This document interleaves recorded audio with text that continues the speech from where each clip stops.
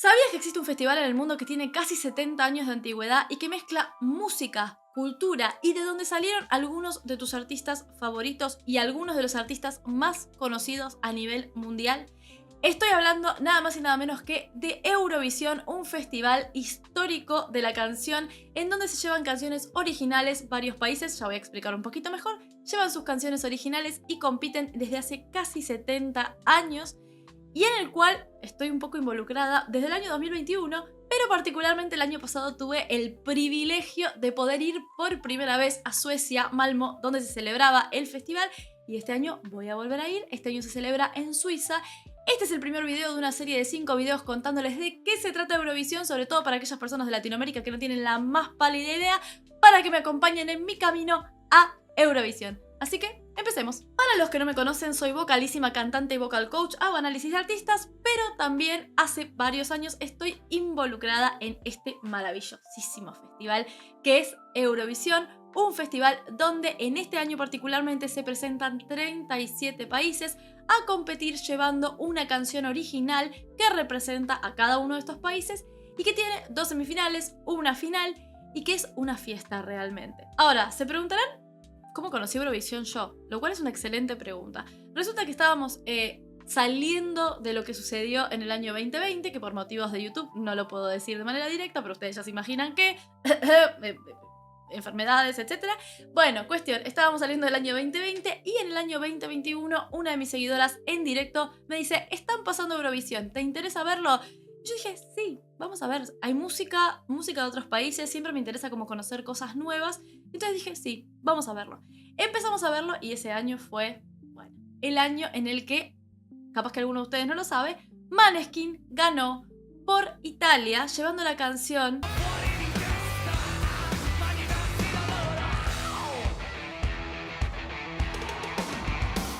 Sí, Måneskin. Esta banda de I wanna be a slave, I wanna be... Bueno, se volvieron súper famosos a nivel mundial gracias a Eurovisión. No han sido los únicos. Tengo que decir que durante toda la historia del festival han pasado por ahí Rafael, Julio Iglesias, Celine Dion, Olivia Newton-John, Loreen, bueno, etcétera, etcétera. Ahora vamos a ahondar un poquito más en eso. Pero vamos a hablar un poquito de los inicios de este festival. ¿Por qué existe Eurovisión? ¿De dónde salió? ¿Por qué se hizo? Te cuento. Resulta que en el año 1945 termina la Segunda Guerra Mundial, guerra que dejó muy diezmada a Europa, es decir, la dejó con muchísimas pérdidas, la dejó muy dividida. Y una de las formas en las que, para mí, estoy bastante de acuerdo, una de las formas en las que se une al mundo es a través de la música, y la Unión Europea de Radiodifusión en ese momento pensó lo mismo, y en el año 1956 se celebró Eurovisión por primera vez, una Eurovisión que tenía música en vivo y que tenía solamente 7 países participando, pero que ya era una iniciativa a tender puentes de paz entre los países de Europa.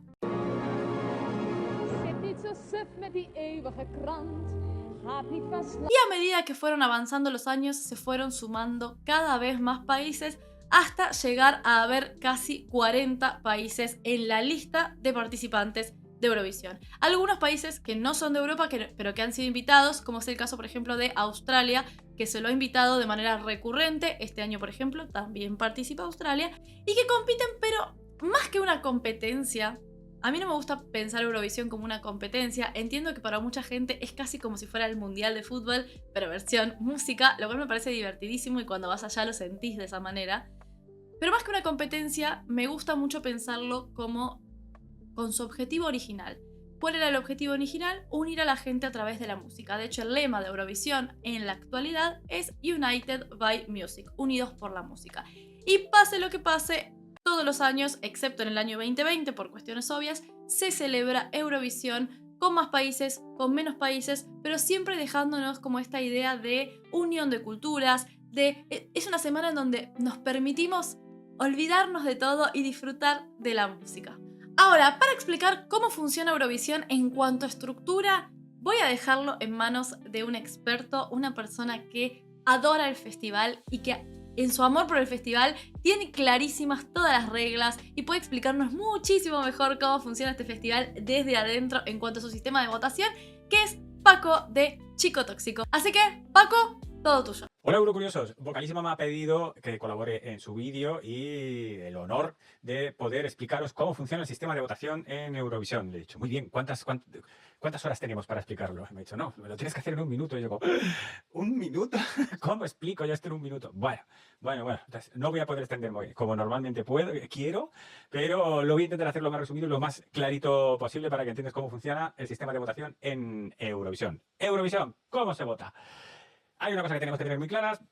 Tenemos dos semifinales. De cada semifinal se clasifican 10 participantes que van a la final. Hay 5 que van directamente a la final. Espero que esto os lo haya contado ya Vicky. Entonces, ¿veis estos países que están así en blanco de cada semifinal? Esos son los que ya van directamente a la final. Pero desde el año pasado, desde hace un par de años, actúan dentro de la semifinal. Actúan, pero no participan porque ya están clasificados para darles, para darles visibilidad, ¿no? Entonces, aunque les veáis ahí, por eso no tienen numerito, porque realmente no están participando. Entonces tenemos a 15, 16 países que participan, de los cuales 10 se van a clasificar. ¿Cómo funcionan las semifinales? 100% televoto. Solo hay, desde hace unos cuantos años, solo hay televoto en las semifinales. ¿Y quiénes votan en la semifinal? Todos los países que participan en la semifinal y los finalistas directos que actúan en la semifinal. ¿Vale? Entonces, España, por ejemplo, que es directo a la final, solo va a poder votar en una de las semifinales. Este año nos toca, por ejemplo, que este es el caso, la semifinal 1. ¿Qué hacen los televotos de cada país? Cada país, pues nada, todo el mundo empieza a mandar mensajitos o con la aplicación vota a todos sus favoritos, se van sumando todos los votos recibidos y se hace un ranking, cada país hace un ranking de cuáles han sido los países más votados. Al país más votado se le da 12 puntos, al segundo 10. No existen, ojo, no existen los 11 puntos ni los 9 en Eurovisión. Esto es una cosa así muy básica, 12, 10, 8. Y así hasta llegar al 10º puesto, es un top 10, un top 10, y serán 12, 10, 8, 7, 6, 5, 4, 3, 2, 1. Eso cada país que participa en la semifinal. Y además, también desde hace unos años, entra el televoto del Rest of the World. Todos los países del mundo que no participan en Eurovisión pueden participar también con el televoto. De todos esos países, de todos, pues toda Latinoamérica, Asia, África, todo, se suma y se genera un único ranking con un televoto como si fuese un país más, que otorga también sus 12, 10, 8, tal. Eso se suma y al final se suman todos los países, todos los puntos de todos los países y de la semifinal se hace un top y se clasifican los 10 que han recibido más televotos. Espero no haberos liado, pero es muy sencillo. Cada país otorga 12, 10, 8, 7, 6, 5, 4, 3, 2, 1, se suman todos y los 10 que tienen más se clasifican. Es que es así de sencillo. Ahora bien, entramos en la final. En la final tenemos 10 que se han clasificado de la primera semifinal, otros 10 que se han clasificado de la segunda y esos 6 directamente finalistas. El por qué son directamente finalistas, eso es para otro vídeo que ya me pedirá Vicky que os explique. Aquí es distinto, aquí ya tenemos 50% de televoto y 50% de jurados profesionales. No es exactamente 50% puntos porque del televoto tenemos televoto de Rest of the World. Es decir, están los 37 países más el televoto del resto del mundo. Y del jurado solo hay 37 países, así que en realidad hay unos puntitos más de televoto que jurado. Pero eso ya es nivel pro. Pero vamos, que serán los mismos puntos del jurado y del televoto. El televoto funciona igual.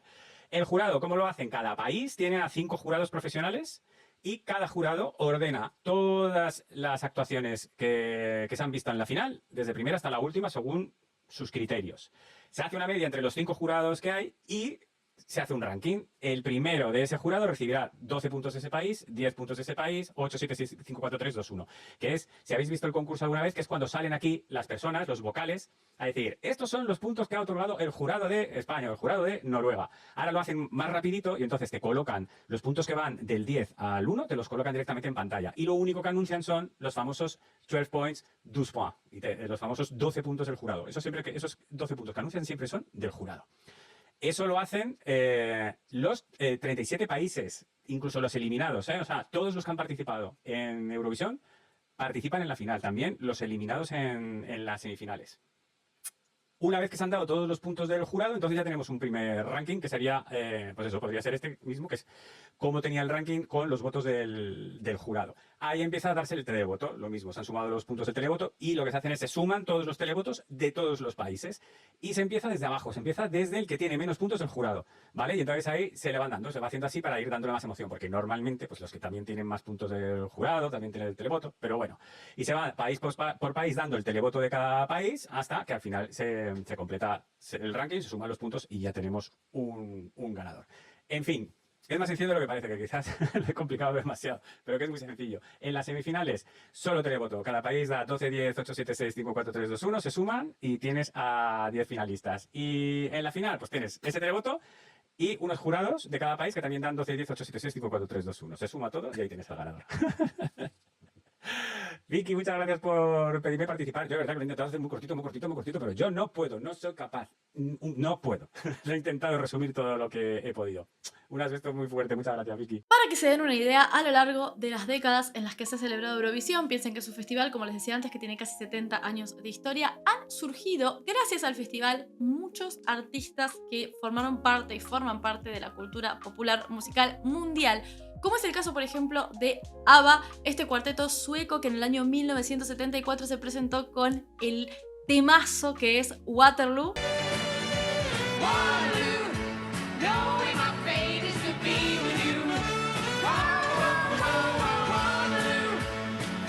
Y ganaron ese año en Suecia y al mismo tiempo también ganaron fama mundial y a partir de ahí se catapultó la fama de ABBA. No solo eso, por ejemplo, a nivel español tenemos artistas de la talla de Rafael. Dueño de tu amor, yo soy aquel que por... Rafael, quien quedó ganador en un empate cuádruple en el año 1969, o una jovencísima Celine Dion en el año 1988, quien ganó por Suiza.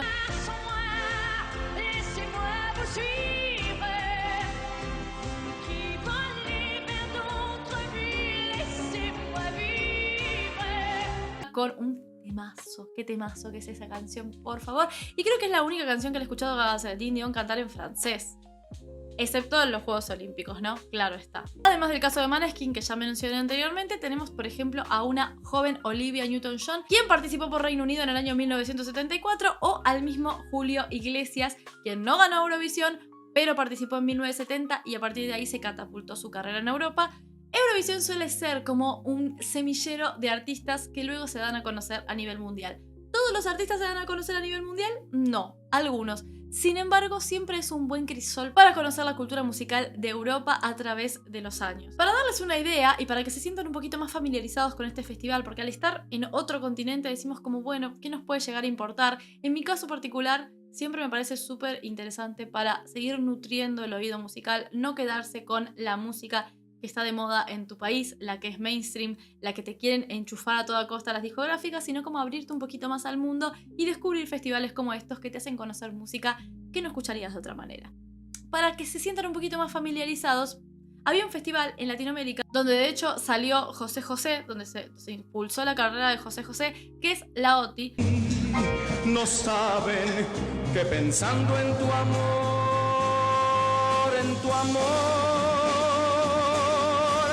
el cual existió desde la década de los 70 hasta la década de los 2000 y se terminó por falta de presupuesto, y un festival que funciona en la actualidad en mucha menor escala, pero que sí que es similar a Eurovisión, es Viña del Mar. Si bien no se le da tanta importancia a nivel publicidad a lo que es la competencia, Viña del Mar tiene una competencia tanto folclórica como de países internacional, donde vienen países como España, Italia, etc. a competir a Viña del Mar. Pero claro, siempre le terminamos dando como mucha más importancia a los artistas invitados y demás. Pero esa competencia existe, se hace. Y de hecho el año pasado, por ejemplo, como representante para Argentina estuvo Luz Gaji haciendo Altar. La rompió, fue increíble. País, Argentina.